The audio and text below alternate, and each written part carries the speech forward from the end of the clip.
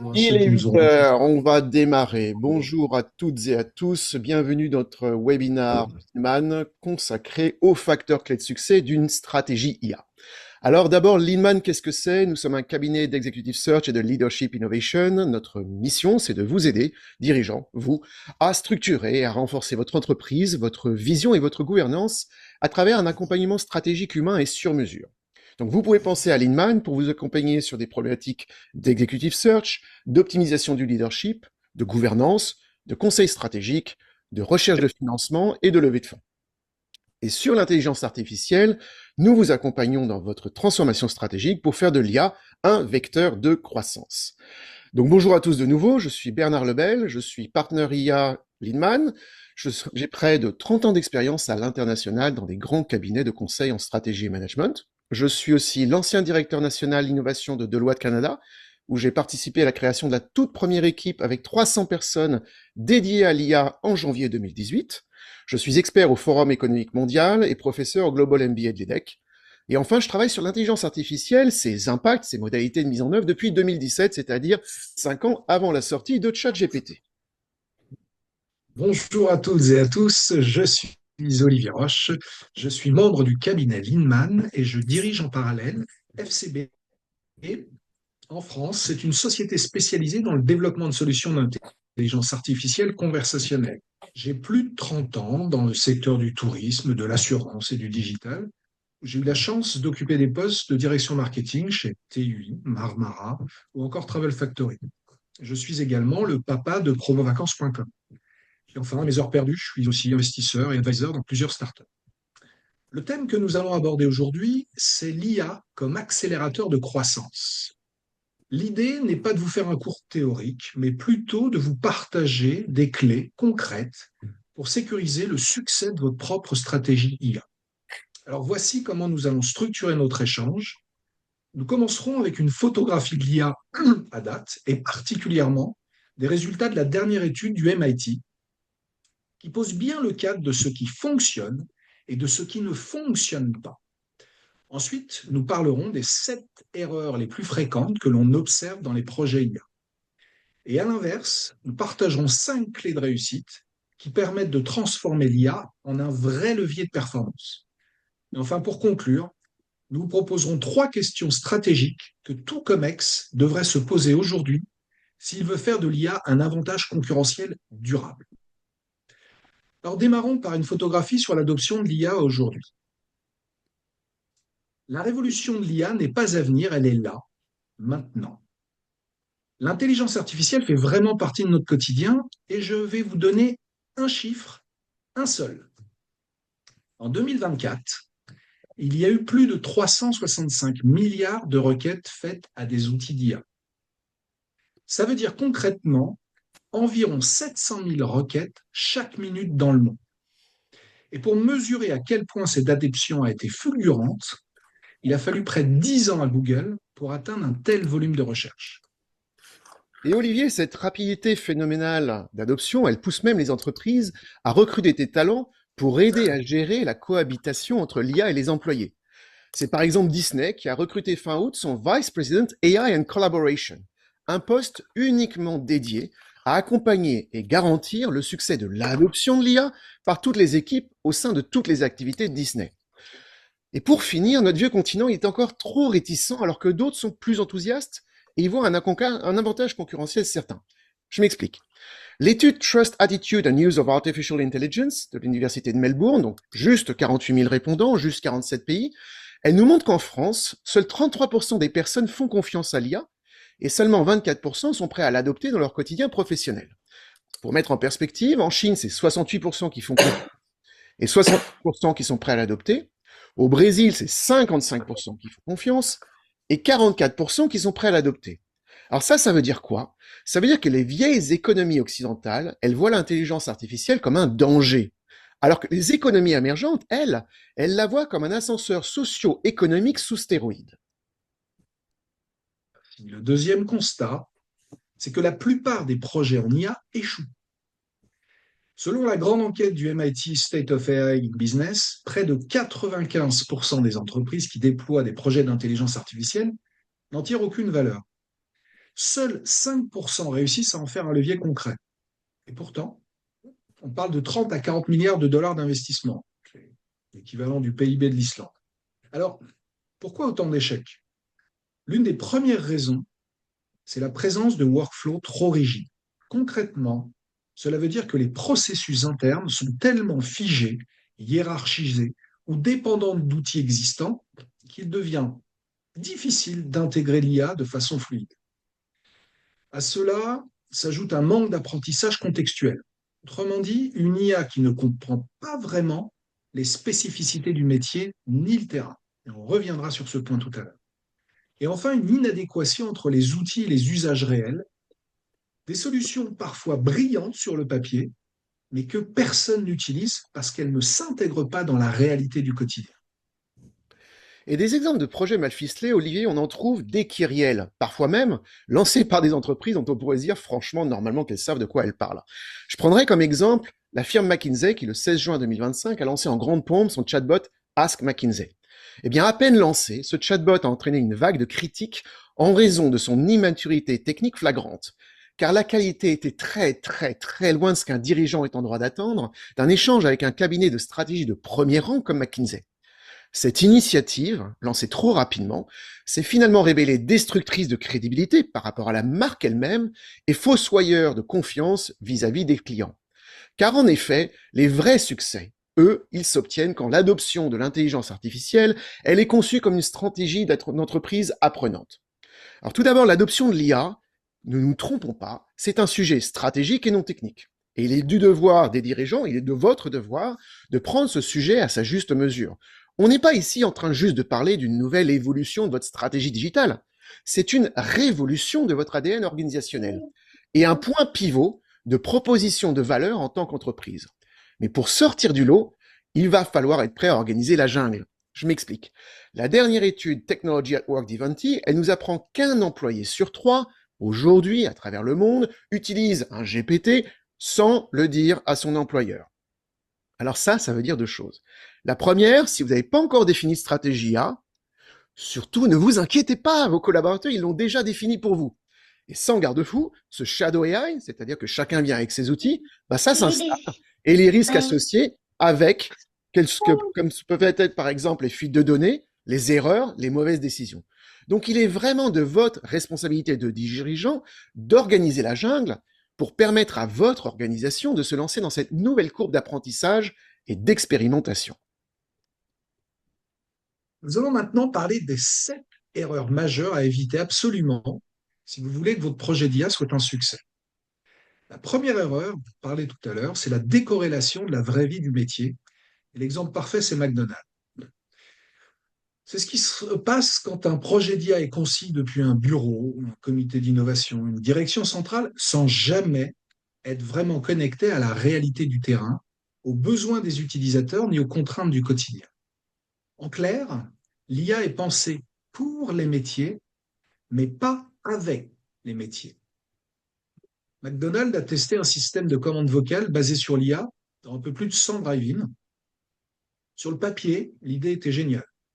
Plus rapide, plus fluide, moins de personnel mobilisé. Au bout de 3 ans, le projet a été arrêté. Pourquoi? Parce que le système faisait des erreurs absurdes. Il ajoutait parfois 260 chicken McNuggets dans une commande, proposait des combinaisons improbables comme de la crème glacée au bacon. En fait, l'enseignement est simple. Ne pas donner le pouvoir de décision aux équipes du terrain, c'est condamner un projet d'IA à échouer, même avec la meilleure technologie du monde. Le deuxième erreur, donc, c'est l'injonction de la tour d'ivoire. Et celui qui peut en parler le mieux, c'est Eric Vaughan, le PDG d'Initech, la plateforme de SaaS, qui a imposé une transformation radicale vers l'IA dès janvier 2023. Ce qu'il a fait, c'est qu'il a imposé les lundis IA, où chaque employé ne pouvait travailler que sur des projets IA. Donc, pas de call client, pas de réunion de budget, uniquement des projets IA, quelle qu'en soit la finalité. Cette décision, imposée sans consultation, a entraîné une résistance hors norme de la part des employés, allant jusqu'à des sabotages délibérés. Alors qu'en fait, c'était 20% du budget de la masse salariale qui était en réalité utilisé pour la formation IA. Eh bien, cette mentalité de guerre de tranchées, elle était tellement installée qu'elle a poussé Eric Vaughan à remplacer 80% de son personnel en l'espace d'un an. La deuxième erreur, c'est cette injonction de la Tour d'Ivoire. Eric Vaughan ne recommande à aucun dirigeant de se lancer dans une transformation IA sans une pleine addition des équipes. La troisième erreur, c'est de vouloir construire des projets trop ambitieux. C'est très courant. Beaucoup d'entreprises se lancent dans l'IA avec une vision un peu trop large. Elles veulent un assistant qui fait tout, la relation client, la production de contenu, la data, les RH. Résultat, le projet devient une usine à features, c'est-à-dire une solution pleine de fonctionnalités, mais sans l'usage clair, sans problème concret à résoudre. Le coût explose, le calendrier dérape et au final, personne ne l'utilise vraiment. Je vais vous donner un exemple très concret. C'est un exemple que j'ai mené. En fait, on avait un projet d'IA a été lancé par un réseau d'agents de voyage avec un périmètre qui changeait toutes les semaines. Chaque fois qu'on parlait de poser les fondations du projet, fondation de la maison, le COMEX, particulièrement la présidente, nous parlait déjà du toit de la maison. On a donc dû réduire le périmètre, revenir à quelque chose de simple et utile, aider les agents de voyage dans leur quotidien sur un seul sujet bien précis. Et à partir de là, on a pu itérer, enrichir, ajouter des briques, étape par étape. Donc la troisième erreur, c'est de se lancer dans un projet d'IA qui ne répond à aucun problème concret du quotidien, ou pire, qui essaie d'en résoudre trop à la fois. La quatrième erreur, Olivier, c'est d'oublier qu'un GPT, finalement, c'est un perroquet statistique avec une mémoire de poisson rouge.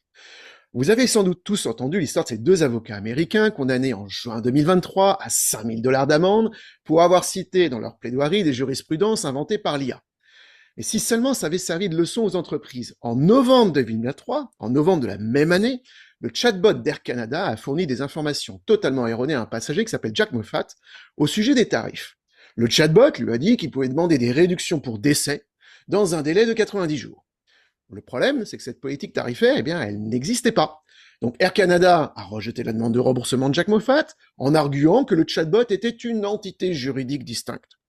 Mais en février 2024, un tribunal a condamné Air Canada à verser 812 $ d'indignation, ce qui n'est pas beaucoup, mais ce qui est vraiment important pour nous, c'est que ce tribunal a considéré qu'Air Canada était responsable de toutes les informations figurant sur son site web, y compris les réponses et hallucinations de son chatbot. Donc surtout, n'oubliez jamais qu'un GPT, c'est un perroquet statistique avec une mémoire de poisson rouge. La cinquième erreur, c'est d'avoir une stratégie IA statique. Alors, ce qu'il faut bien comprendre avec l'IA, c'est que les évolutions technologiques sont hebdomadaires. Donc, fini le temps où SAP, Windows procédaient à des montées de version tous les 4 à 5 ans. Aujourd'hui, les IA génératives, elles montent de version à une vitesse exponentielle et ce rythme ne va pas ralentir. J'ai accompagné cette année un grand groupe français de cosmétiques sur un projet d'IA au service des forces de vente. Et les équipes techniques, elles tenaient absolument à utiliser des briques de code développées en interne qui leur permettaient d'analyser des documents commerciaux, PDF, PowerPoint, qui contenaient des images statiques. Donc on parle de graphiques, d'infographies, de tableaux. Et le problème, c'est qu'en août, en plein cœur du projet, le modèle d'IA générative de vidéo Nano Banana a débarqué en force. Et ça a donné plein d'idées aux équipes commerciales. Ça veut dire que les briques de code, qui étaient incapables de traiter les vidéos, en fait, elles étaient déjà obsolètes.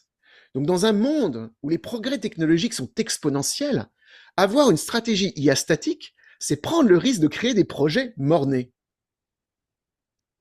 La sixième erreur, c'est de ne pas équiper ces équipes des bons outils et surtout de ne pas les former. J'ai récemment échangé avec une avocate qui, elle, a décidé de prendre le sujet à bras-le-corps. Elle a équipé tous ses collaborateurs avec des outils d'IA et surtout, elle les a formés à bien les utiliser. L'idée n'était pas de remplacer le travail juridique, évidemment, mais de leur faire gagner du temps sur l'ensemble de leurs tâches, et particulièrement sur les tâches répétitives, chronophages, celles qui consomment de l'énergie sans réelle valeur ajoutée. Dans un premier temps, cette stratégie va lui donner un avantage compétitif clair. Elle sera plus rapide, plus réactive, plus efficace que ses concurrents. Mais très vite, cet avantage ne sera plus un bonus, ce sera une condition de survie. Parce que les cabinets qui n'auront pas pris ce virage seront tout simplement économiquement dépassés. En fait, cet exemple illustre parfaitement une chose. L'IA n'est pas une option, c'est une nécessité pour continuer à exister dans un environnement qui changent à très grande vitesse. Et puis, il y a la septième erreur, laisser les échecs devenir des excuses pour ne plus rien faire. C'est ce qui arrive quand une entreprise a connu un ou deux projets décevants, un pilote inutile, un chatbot mal accueilli, un ROI qu'on ne voit pas, et qu'elle tire la mauvaise conclusion. L'IA, ça ne marche pas chez nous. Ou alors, c'est pas encore le bon moment. Mais en fait, ce n'est jamais l'IA le problème, c'est la manière dont elle est déployée. En réalité, un échec d'IA, ce n'est pas un échec de technologie, c'est un échec de méthode. Ce ne sont pas les outils qui échouent, ce sont les conditions de leur mise en œuvre qui ne sont pas réunies. Donc même si un projet n'a pas abouti, apprenez de vos erreurs et recommencez.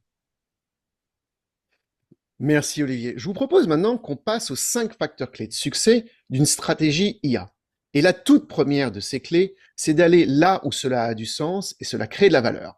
Parce que toute votre stratégie IA, tous vos portefeuilles de projets, ils ne doivent avoir qu'un seul but. Vous permettre d'atteindre vos objectifs de création de valeur. Et le BCG, dans son rapport The Widening AI Value Gap, qui est sorti la semaine dernière, a conclu que 70% des sources de valeur des projets IA, eh bien, elles sont sur des fonctions cœur business. On parle commercial, on parle marketing, on parle production, on parle logistique. Et c'est payant. Et je vous prendrai un exemple. Depuis 2018, la banque DBS de Singapour a mis en œuvre une transformation stratégique axée sur l'IA avec un alignement commercial extrêmement clair. Sous ce focus de création de valeur commerciale, la banque a développé plus de 800 modèles d'IA, donc du machine learning, du generative AI, pour plus de 350 cas d'utilisation. Aujourd'hui, 90% des employés de DBS ont accès à des modèles d'IA. Et collectivement, ces initiatives ont permis à DBS de créer un ROI de 232 millions d'euros à fin 2024 et une projection de ROI de 663 millions d'euros à fin 2025. Ça laisse un peu rêveur, non? La deuxième clé, c'est de définir des use cases avec les équipes métiers en collant au plus près des processus terrain. Chères dirigeantes et chers dirigeants, votre mission, c'est de définir la vision IA pour votre entreprise, pas les types de projets. Les vrais gains de productivité, de revenus, l'économie potentielle, elles s'obtiennent quand on associe les équipes métiers à la définition de projets qui ont du sens pour leur contexte opérationnel. Et l'une des entreprises qui l'a très très bien compris, c'est JP Morgan, la banque américaine, et qui a mis en œuvre une stratégie IA par une approche ascendante, qu'elle a appelée l'apprentissage par la pratique, qui a généré plus de 450 cas d'utilisation. Et l'un de ces cas d'usage, c'est la plateforme Contract Intelligence, qu'ils ont appelée Coin, qui est née d'une collaboration avec les équipes juridiques. Et Coin a permis de réduire drastiquement les 360 000 heures annuelles de révision de documents, d'atteindre des taux d'erreur proches de zéro, et de réduire le temps d'analyse de contrat de plusieurs semaines à quelques minutes. Et le ROI, c'est simple. JP Morgan estime que les outils basés sur l'IA ont contribué à une augmentation de 20% du chiffre d'affaires brut entre 2023 et 2024 dans la seule business unit de gestion d'actifs et de patrimoine. Donc il faut définir les use cases IA avec les équipes métiers. La troisième clé, c'est de concevoir votre projet IA en mode Lego. Alors, vous allez me demander pourquoi Lego? En fait, parce que l'IA, c'est un domaine qui évolue tous les jours. De nouveaux modèles, de nouveaux outils, de nouveaux usages qui apparaissent en permanence. Ce qui semblait impossible hier devient standard aujourd'hui. Un projet IA, c'est donc jamais figé. C'est quelque chose qui s'entretient, qui s'améliore, qui apprend en continu. Et les organisations qui réussissent, ce sont celles qui acceptent cette logique d'évolution permanente plutôt que de chercher à construire la solution parfaite dès le départ. J'ai un très bon exemple, c'est le projet mené avec Air Caraïbes. L'objectif au départ était de développer un assistant conversationnel pour mieux accompagner les clients. On a commencé petit, avec un MVP, une première version concentrée sur les cas d'usage les plus simples, les plus répétitifs, pour soulager immédiatement le service client. Puis dans une deuxième phase, on a élargi le périmètre, gestion de bagages, information en temps réel, upsell sur WhatsApp. Et à chaque étape, on a amélioré la qualité des réponses et affiné les scénarios. En fait, cette approche par palier, très progressive, a permis à la compagnie de générer de la valeur dès les premiers mois, tout en construisant un outil robuste, fiable et adopté par les clients comme par les équipes internes. Donc la troisième clé, c'est d'itérer. Et je réinsiste sur cette notion d'itération, plutôt que de viser la perfection dès le départ. La quatrième clé, c'est de prendre soin de votre capital humain. Contrairement aux précédentes révolutions technologiques, l'IA va toucher absolument tout le monde dans l'entreprise. C'est pour ça que la formation ne doit pas concerner uniquement les experts ou les techniciens, elle doit aller du COMEX jusqu'à la première ligne de collaborateurs. Former, c'est démystifier l'IA, c'est réduire la peur du changement et montrer que cette technologie est un outil d'augmentation, pas de remplacement. Et soyons clairs, si vous êtes dirigeant, c'est à vous de montrer l'exemple. Le meilleur exemple vient de CMA-CGM, le leader mondial du transport maritime. Ils ont lancé un programme de formation à l'IA pour tous leurs collaborateurs. Et le PDG lui-même, Rodolphe Saadé, a été le premier à s'impliquer. Il a participé à la formation de lancement. Il s'est déplacé dans les centres pour rencontrer les équipes. Il a suivi personnellement les progrès du programme. Les cadres dirigeants ont même suivi la formation aux côtés des employés, créant des échanges entre les fonctions, les pays et les niveaux hiérarchiques. Résultat, une culture d'apprentissage continu, une adoption massive de l'IA et un vrai levier d'innovation à tous les niveaux. Quatrième clé, formez toutes vos équipes sans exception. Pardon. Et maintenant, Olivier, cinquième et dernière clé, optez pour une agilité impitoyable. Nous vivons déjà dans un monde de science-fiction. Nous sommes tous embarqués dans une transformation profonde via l'intelligence artificielle qui est tout sauf un long fleuve tranquille. Et pour naviguer ces temps incertains en tant que dirigeant, vous allez devoir opter pour une agilité impitoyable.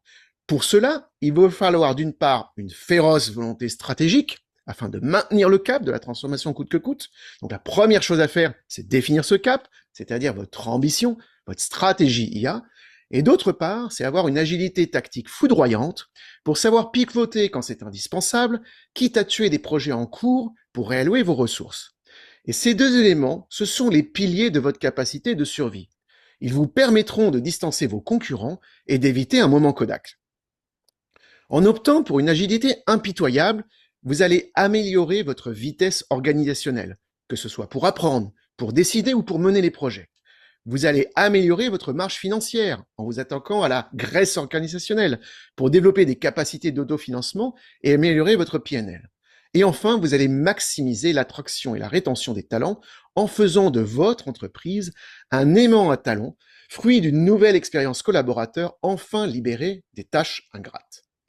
Passons maintenant aux trois questions essentielles pour votre COMEX. Trois questions essentielles que votre COMEX doit se poser pour faire de l'intelligence artificielle un avantage stratégique concurrentiel créateur de valeur pérenne. La première des questions, c'est sommes-nous suffisamment informés pour bien comprendre comment l'IA risque d'entraîner un moment Kodak pour notre entreprise? La deuxième question clé, c'est par quoi on commence? Où sont nos vrais points de douleur? Où sont nos gisements de valeur où l'IA est un véritable accélérateur de croissance? Et enfin, la troisième et la dernière question, sommes-nous suffisamment certains d'être suffisamment agiles pour anticiper les transformations et maximiser le ROI de notre stratégie IA? Trois questions essentielles pour votre comité exécutif. Ces trois questions concluent notre webinaire. Je vous remercie d'y avoir participé. Nous espérons que celui-ci vous a permis d'y voir plus clair sur comment faire de l'intelligence artificielle votre accélérateur de croissance. Mais avant de refermer ce webinaire, et pour celles et ceux qui le souhaitent, nous avons 5 minutes d'avance, nous pouvons ouvrir un after et prendre un temps de questions de réponse de 15 minutes, si ça vous tente. Merci à toutes et à tous.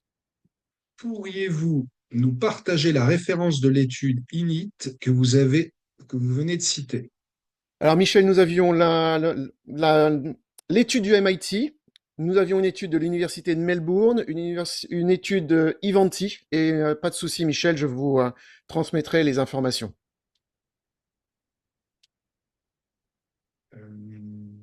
Merci pour les messages, merci pour les bravos. Une autre question? Oui, Marc-Antoine L, Crédit Collation. J'avais une question, Bernard, par rapport aux prérequis, parce qu'une transformation IA, est-ce que ça nécessite pas d'abord d'avoir fait sa transformation de data? Parce que, enfin, nous, on le voit en tout cas, on manipule la donnée toute la journée, et c'est vrai que je comprends bien les histoires de création de valeur. L'IA n'est pas une rustine comme on a eu les RPA, comme on a eu l'IA non probabiliste. Mais est-ce que vous ne pensez pas qu'il y a d'abord des prérequis que le COMEX, enfin, je pense qu'un bon COMEX doit aussi comprendre qu'il faut investir lourdement sur la préparation de l'IA. Mais je ne sais pas si vous partagez. Marc-Antoine, merci pour cette question. Elle est ultra pertinente parce qu'effectivement, la Ah, data est clé. Je veux dire, alors, la question de est-ce qu'on a suffisamment de data ou est-ce qu'elle est dans le bon format, c'est la vraie bonne question. Donc, on ne pourra pas faire que ce soit du machine learning, ça, c'est pour le coup, c'est certain, ou même de l'IA générative mhm. propre, si la donnée de départ n'est pas suffisamment ordonnée, catégorisée, taguée, etc. Maintenant, si vous ne disposez pas d'un tel capital, d'un tel socle de data, pour une raison ou pour une autre, ça ne veut pas dire que vous ne pouvez pas commencer. Il y a même des IA génératifs qui peuvent vous aider à analyser le document et en faire une sorte de synthèse qui pourrait être utilisée par d'autres IA derrière. Donc, c'est effectivement un prérequis, Marc-Antoine. Vous avez tout à fait raison. La data est absolument critique. La qualité de la data. Est-ce que vous avez un socle data suffisamment solide? Mais pour le coup, vous pourriez le faire en apprenant en marchant. Vous n'êtes pas obligé de vous lancer tout de suite dans un gros programme de data qui couvre toute l'entreprise, mais au contraire, de façon plus opportune et plus opportunistique, comme le soulignait Olivier tout à l'heure, une fois que vous avez le vrai cas d'usage, vous posez la question qui est essentielle, c'est quelle est la data qu'on va utiliser? Est-ce que cette data est suffisamment propre aujourd'hui et prête à être injectée? Et si ça ne l'est pas, c'est comment peut-on faire au cours de la mise en place du pilote pour corriger progressivement la data et ensuite aller modifier les processus métiers qui créent cette data-là pour faire en sorte que peut-être qu'il soit développé, créé avec un bloc de data qui, lui, sera exploitable. Est-ce que j'ai répondu à votre question? Ouais, très clair. Merci Bernard. Et peut-être la deuxième question que j'ai derrière, c'est l'IA aujourd'hui arrive de partout. Est-ce que vous avez vu un peu des tendances entre l'IA par les éditeurs et puis l'IA qu'on développe en propre? Parce qu'en fait, il commence à y avoir un shadow IA partout. Tous les éditeurs mettent de l'IA et c'est vrai que ça devient compliqué à gouverner.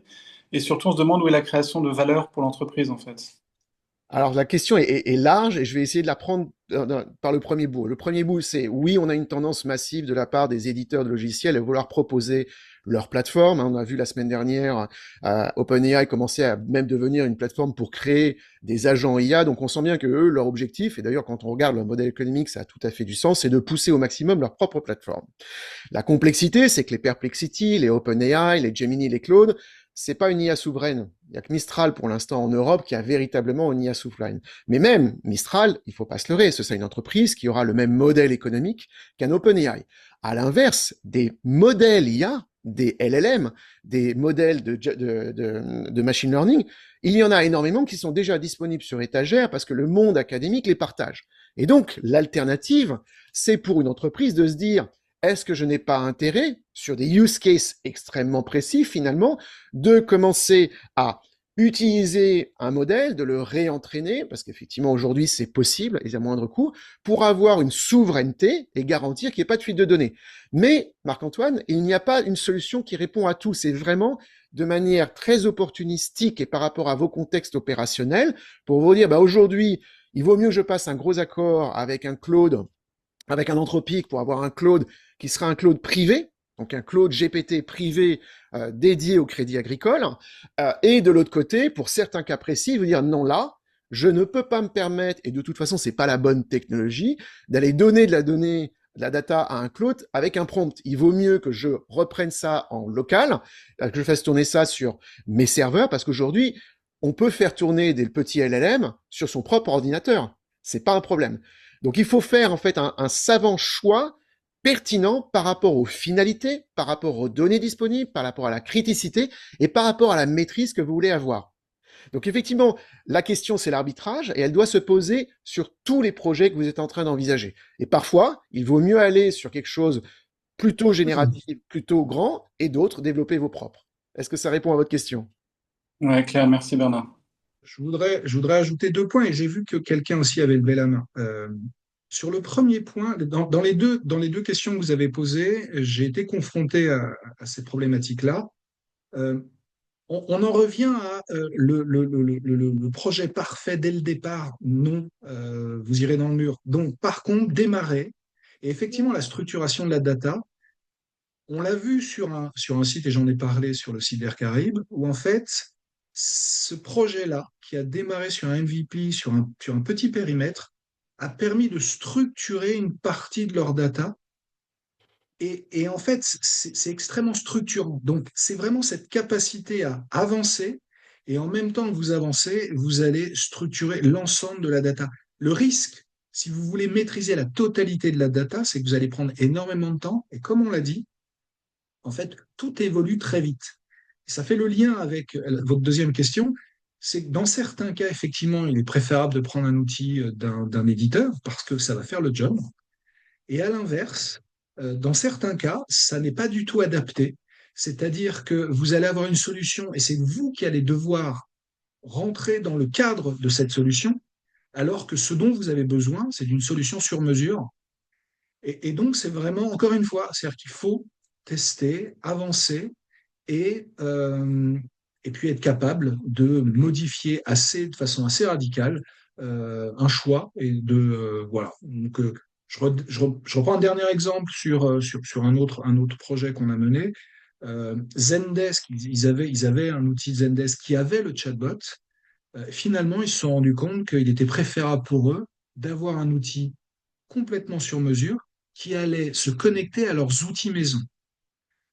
Donc la réponse, elle est vraiment dans l'analyse des besoins, la capacité d'évolution.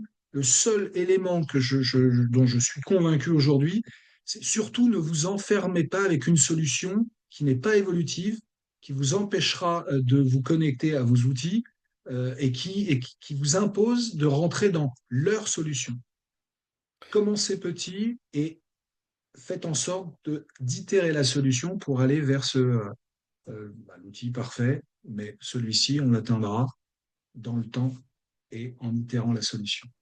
On a une question de Laurent Jourdain et Hélène Viau-Poirier qui ont tous les deux levé la main, et dans le chat, une question aussi de Franck. Laurent, votre question? Oui, bonjour. Du coup, je voulais rebondir sur la question de Marc parce que vous allez parler des éditeurs, vous avez parlé des éditeurs IA, mais moi je pensais plutôt aux éditeurs de logiciels classiques. En fait, on utilise tous des outils qui sont en train de se mettre à l'IA.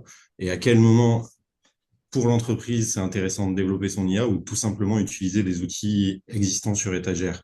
Sans parler des outils d'IA dédiés, hein. On pourrait parler Adobe qui, dans ses logiciels créatifs, propose de la génération d'images, mais on peut aussi parler d'Excel qui, via Copilot, permet déjà de faire beaucoup de choses avec l'IA. À quel moment l'entreprise doit se dire je développe quelque chose, ma stratégie IA, ou je fais ni plus ni moins que suivre la conduite du changement qui est en train de s'opérer chez tous les éditeurs de logiciels et former mes collaborateurs à utiliser les logiciels et les nouvelles fonctionnalités d'IA dans les logiciels. Alors, ma conviction profonde, c'est vous avez tout intérêt à démarrer par la création de votre vision. Donc, ça veut dire, et ça rejoint peut-être un petit peu le point de Franck, c'est-à-dire d'abord vous poser la question, est-ce que nous, collectivement, au sein du comité de direction, on est confortable et on est mature sur le sujet de l'IA? Donc, c'est un diagnostic qui va vous analyser sur le plan de l'éthique, de la technique et de la stratégie. Est-ce que collectivement, vous êtes prêt à vous engager? Parce que comme l'a souligné Olivier tout à l'heure, il faut que ce soit porté par le comité de direction. Vous ne pouvez pas simplement dire, bah, en fait, la fonctionnalité, elle arrive dans vos outils et débrouillez-vous. Vous devez donner le cadre stratégique, vous devez donner ça. Et ça commence par une prise de conscience. Est-ce qu'on est tous alignés sur la même chose? Deuxièmement, c'est est-ce qu'on a bien compris à travers une exposition à différents exemples, et ça peut se faire par des conférences avec des questions de réponse pour éventuellement savoir bah, si ça c'est ce qui se fait aujourd'hui, où est-ce que ça a du sens pour nous? Et enfin, il va falloir faire un vrai atelier, ce que j'appelle la carte stratégique IA, c'est avec vos comités exécutifs, vous posez la question de la création de valeur. Le choix des outils, Laurent, il vient en deuxième position. Pourquoi il devient en deuxième position? Parce qu'effectivement, vous avez, vous l'avez cité, Adobe ou Microsoft, ils rajoutent une brique IA à l'intérieur. Mais tant que ça vit à l'intérieur du logiciel, ce n'est pas en train de vivre dans le processus. Et ce qui est important, c'est pour vous, c'est de regarder les processus de vos entreprises qui créent de la valeur et de vous interroger là où ça a du sens, de rajouter une couche IA pour gérer encore plus de valeur. Donc, si vous attendez qu'un éditeur de solutions standard vous développe une IA qui va avoir, par un immense hasard, une capacité à répondre à tous vos besoins, vous pouvez attendre. Mais en revanche, je peux vous garantir que vos concurrents, eux, ils auront fait un chemin beaucoup plus vite où ils seront allés tester, itérer, pivoter. Et c'est pour ça que DBS et JP Morgan, dans les chiffres que j'ai cités, on était à 350, 450 cas d'utilisation. Ils sont allés tester pour trouver ce qui a vraiment de la valeur. Et quand on pense aux 232 millions d'euros de valeur de DBS, ils n'ont pas attendu que Copilot soit mis en place. Ils sont allés regarder dans leur processus métier, là où l'IA, machine learning, Gen AI, avait du sens. Et ça, à mon avis, c'est une approche beaucoup plus intéressante parce qu'elle crée de la valeur pérenne et vous n'êtes pas en train toujours de faire le catch-up avec vos concurrents. Est-ce que ça répond à votre question? Euh, Oui, pardon. Hélène, vous aviez une question? Hélène? Je n'entends pas. Ouais. Hélène, vous devez être sur mute. Alors, Non. pendant qu'Hélène nous rejoint, je réponds à la question de Franck. Donc, il faut effectivement démarrer par une éducation, un diagnostic, un audit avec le COMEX. Il faut d'abord que ça passe par là. L'exemple de Rodolphe Saadé est vraiment intéressant. Il faut absolument démarrer par cette sphère-là. Et là, on est sur des budgets où, entre un diagnostic, une séance d'acculturation pour bien comprendre et une carte stratégique, on est quand même en train de parler d'un investissement pour le COMEX entre 15 et 20 000 euros. Donc, ce ne sont pas des budgets qui sont énormes, mais qui sont absolument critiques parce que ça va donner le cadre et ensuite vous embarquez toute votre entreprise et vous les laissez, vous les accompagnez pour que les projets eux-mêmes rentrent dans une cadre stratégique que vous avez défini et que vous puissiez sécuriser la pertinence du ROI et de la valeur ajoutée créée par ces projets. Hélène? Oui, mon sujet, il y a quand même des fonctions au niveau d'un COMEX à muscler très rapidement. Ce sont les fonctions juridiques. Parce qu'il y a quand même derrière la question de l'IA et la direction d'une boîte, il y a quand même la question de la responsabilité par rapport à ce qui est fait via des logiciels, du shadow IA, que ce soit sur la protection de nos données, tout ce qui est créé par l'entreprise, est-ce que ça nous appartient réellement? Je pense à des patterns dans la mode, je pense voilà, à pas mal de choses de ce type-là. Et puis, il y a un sujet qui va se dessiner, c'est la responsabilité sur des prestations de services. Je pense en particulier quand le commerce va être opéré par des solutions d'IA type ChatGPT, où il y a déjà une part du trafic qui est acheminé par ChatGPT. Donc, la question, c'est qui est responsable je donne un exemple d'une location sur Airbnb dont la transaction a commencé à être opérée via des solutions d'IA. Donc, c'est toutes ces questions juridiques qui sont mouvantes et sur lesquelles, d'ores et déjà aujourd'hui, il faut faire un travail de fourmi pour regarder les conditions générales de tous ces outils-là pour savoir qui est responsable de quoi. Vous avez tout à fait raison, Hélène, et je rajouterai en plus du devoir je dirais, du devoir de vigilance et du devoir d'étude des fine prints, hein, des conditions d'utilisation de ces grands modèles auxquels on souscrit. Il y a aussi l'AI Act qui est au niveau européen. Donc il y a sur l'IA une implication du niveau juridique et ça revient quelque part à la responsabilité d'Air Canada qu'on a utilisé comme exemple tout à l'heure.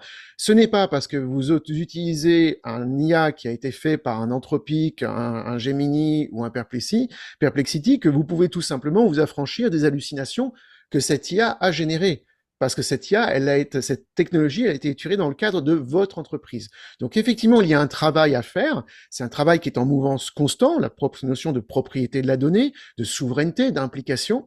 On a déjà des débuts de réponse par le tribunal de Toronto sur Air Canada et ça va aller grandissant, c'est-à-dire qu'il va falloir se poser la question effectivement de cette responsabilité, mais de même qu'elle se posera aussi, et elle s'est déjà posée, quand un gouvernement australien a récemment retoqué un livrable à 440 000 dollars australiens fourni par Deloitte parce que quelqu'un chez Deloitte a utilisé un chat GPT. Donc il y a de toute façon sur la qualité de la donnée, sur la pertinence et la propriété, des questions à se poser et effectivement, il va falloir les adresser en cours de construction de la stratégie A et surtout, il va falloir, et c'était le point qu'Olivier et moi, on a essayé de mettre en avant, il ne faut pas considérer que la conclusion que vous aurez tirée à un instant T soit éternelle.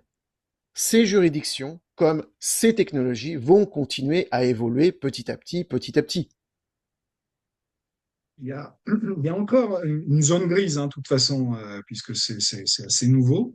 mais Air Canada a créé la jurisprudence. Donc, il y a un premier élément, c'est que vous avez aujourd'hui tout ce qui est IA généraliste. Déjà, faites très attention puisque la data que vous donnez aux IA généralistes de type GPT devient publique. Vous avez par contre des moyens technologiques, ce qu'on appelle le RAG, qui permet justement d'aller chercher l'information dans vos seules et uniques bases de connaissances. Parce que le premier problème des IA généralistes, c'est effectivement l'accès aux données qui deviennent publiques, mais c'est aussi la capacité à créer des hallucinations, c'est-à-dire des informations qui peuvent paraître justes, mais qui en fait ont été complètement inventées. Vous avez des techniques qui permettent d'aller chercher l'information dans les seules bases de connaissances. Et nous qui travaillons avec des assureurs, autant vous dire qu'on ne peut pas se permettre l'à peu près, dans certains cas, on ne va pas travailler avec l'IA générative, on va travailler avec l'IA ancienne génération qui comprendra l'intention de la question, mais qui remontera toujours la même information validée par un juriste. Donc en fait, c'est encore une fois sur, et ça reprend un peu la question juste avant, c'est dans certains cas, l'IA génératif généraliste va faire le job, c'est-à-dire que si vous voulez répondre à une question, mettre en place un outil qui permet de répondre automatiquement à certains flux de mails, ça pourra très bien faire le job. Un nano banana pour vos équipes marketing, vos équipes com, qui permettront simplement de corriger une photo, voilà, ça fera le job. À l'inverse, dès que vous allez mettre à disposition un outil auprès de vos équipes qui vont l'utiliser pour communiquer en externe, ou bien un outil directement auprès de vos clients, vous portez la responsabilité de ce que dira le bot. Et donc, là, ça rejoint aussi la question après. Dans ces cas-là, il faut vous assurer que la réponse que vous ferez sera toujours juste.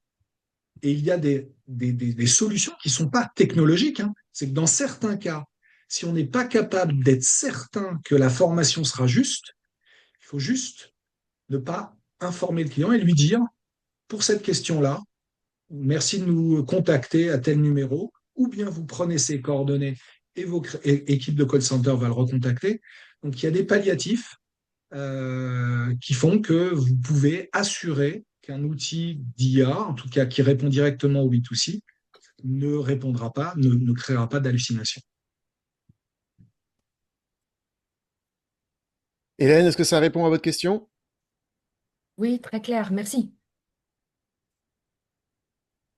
Est-ce qu'on a encore des questions? Sinon, Il est non. 8h43.